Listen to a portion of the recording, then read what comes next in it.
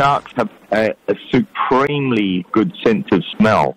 So they're probably picking up the odour of that dead whale from many kilometres away. And it's just as the molecules of scent travel through the water, the sharks pick them up, and then they just follow that scent line, and they know when they're getting closer because the odour will become stronger, and that's how they home in on the sharks. So they'll be coming from all around, just depending on which way that the current is taking the odour.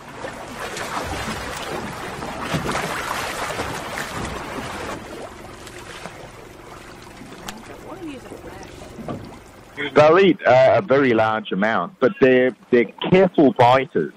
White pointers are notorious for having rather delicate teeth, so they like to either grab things that they can swallow whole or things that don't have a lot of hard bones in them.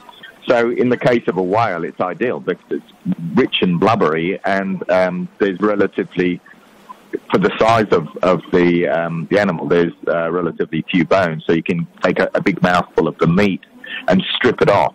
In the case of the lower jaw, they'd have to be very careful that they aren't actually biting down and hitting the jaw, because that would result in a few teeth falling out. They can regrow the teeth, but obviously a toothless shark isn't going to be feeding too well.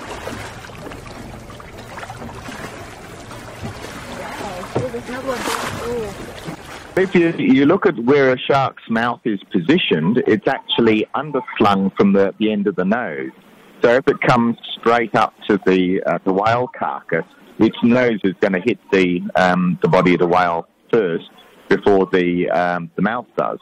So they have to angle their heads or angle their body in order to get the best purchase, to get a good bite out of it. So depending on which part they're biting, they'll either be right way up or come up from underneath, or they'll roll over onto their backs, and whichever position they need to hold in order to get a good bite.